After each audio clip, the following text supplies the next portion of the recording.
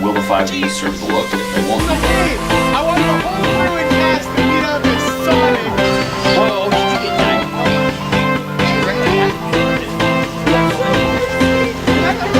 Age 23 through 25.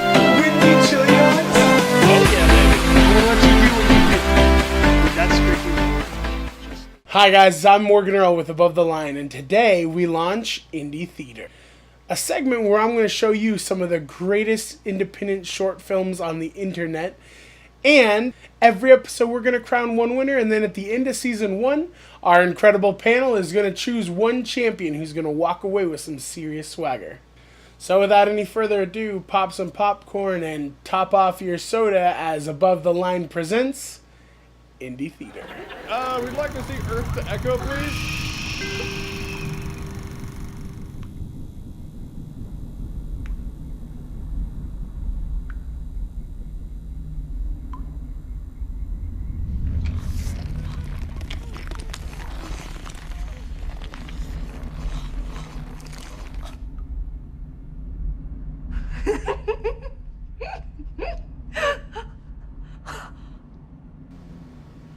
Our first shout out today goes to a short film by the name of Plastic. A fun student short film about a woman preparing for a date who is unhappy with the way she looks. That is until she finds out that she can mold her skin like plastic.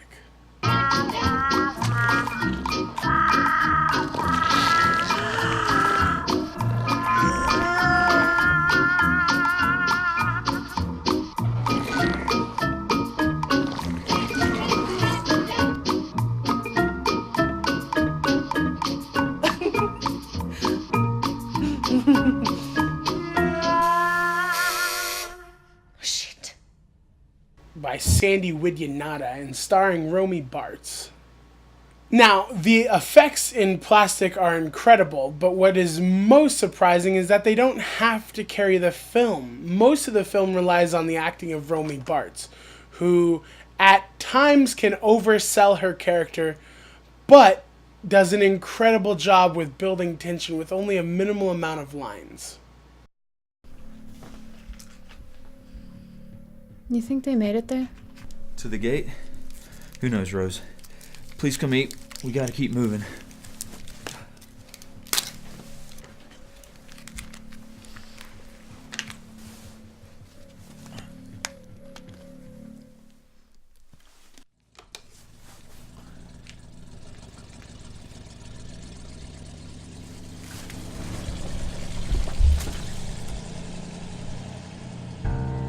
Shit.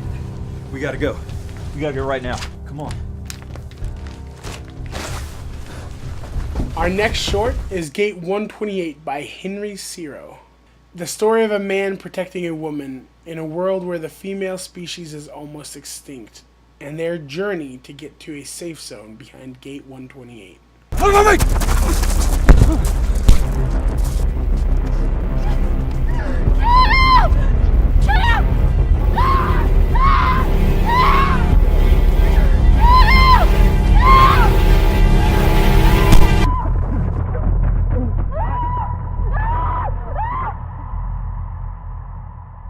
Now, let me start out with this. I am an absolute sucker when it comes to post-apocalyptic indie short films. It's true, I literally cannot get enough. So Gate 128 already had a leg to stand on. I loved the use of aspect ratio to build this kind of sprawling, desolate world. Other than some minorly distracting DP and editing, where Gate 128 was an incredible watch. In fact, it's the only short this week that garnered a legitimate subscription from my personal page. It was a technological marvel. The grid takes all those things unique to you, your social security number, your passport, your debit and credit accounts, and links them to one thing: your DNA. With just a touch, the grid collects a tiny sample of your genetic material, IDing you instantly. Greg Brewster. Then a purchase can be deducted directly from your personal accounts, or you can unlock and start your car. Sid Batista. And it all works within a margin of error of 0.001%. The ultimate social network. Our third bow in this episode of Indy Theatre is a short film called Plurality, a futuristic neo-noir that follows Detective Foucault as he attempts to stop a plurality that threatens to bring down the grid, a big brother social network that controls everything. Target's headed south on Broadway. Introducing the new iHollow. With new groundbreaking HoloStream technology. Enjoy razor-sharp 3D holograms and swoosh.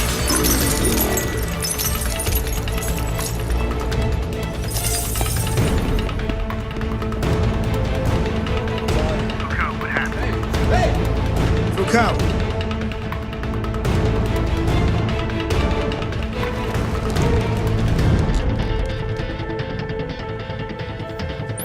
Pollard, I lost her. I need some help. You gotta get me back up. Send me whatever you got. She's dodging all the grid points. I don't have her either. But I'll bet you lunch she's trying to get lost in the park.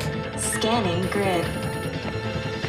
Plurality is not by any means a new film with a release year of 2012, but it still stands as a beacon of excellence to us indie filmmakers. The visual effects are stunning, and the way that they interact with the practical effects is absolutely liberating. But what really knocks this short film into indie stardom is the cinematography and acting. Jeff Nassani's voice talent almost outshines his on-screen presence. The film is not without flaw. However, the way that all of its pieces seamlessly flow together to create a short that's seriously worth a big screen audience gives hope to us indie filmmakers struggling with a budget. And if that wasn't good enough, the credits end with a little nod stating that the entire thing was shot on Canon's 5 and 7D cameras. She would leave these little notes on the door. It was kind of nice. I don't know why I'm telling you any of this, to be honest. She sounds amazing. Yeah, she is. She was. Her and I were really different, though. Well, how so? She was so nice to everyone. I mean, honestly, half the time I can't stand people. But she could find something nice to say about pretty much anyone. But you could do that. No, I can't. Seems like you were just waiting for an opportunity. The fourth and final short of this week is Post-it. Written, directed, and starring Michael Evans, the story of an extrovert who meets an introvert who helps him with his fear of interacting with society isn't overly unique. And while I do feel a little bit robbed of the potential romance we were promised, at the end, the story is so heartwarming. Do you have anything else to do today, Elroy?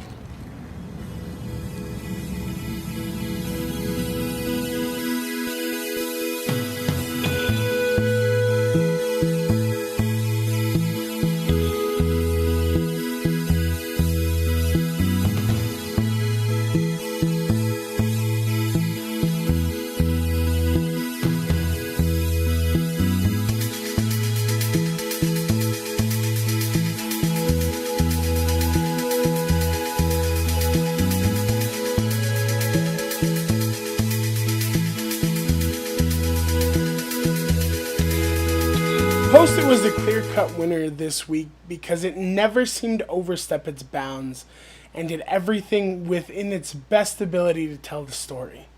Which brings me to my first point on Indy Theatre. Our industry is about telling stories. Too often do I see shorts that are just chocked full of visual effects to be chocked full of visual effects. The same goes for gore or violence. Use these tools to tell your story. Post-it never wowed me with flying off the walls and 3D renderings, but it told the story to an incredible degree. Thank you for joining us here on Indy Theatre. If you liked it, please click the link in the upper right-hand corner and subscribe. Also, head over to each of these short films and check them out in their entirety by clicking on the movies. Let me know what you thought. Do you agree that Post-it was the best short out of this week's pick? Help us decide who the fan favorite is by private messaging us your picks. And stay tuned till the next episode of Indy Theatre. From above the line, I'm Morgan Earl, and thank you so much for joining us. I think it's kind of ridiculous you're not sitting down.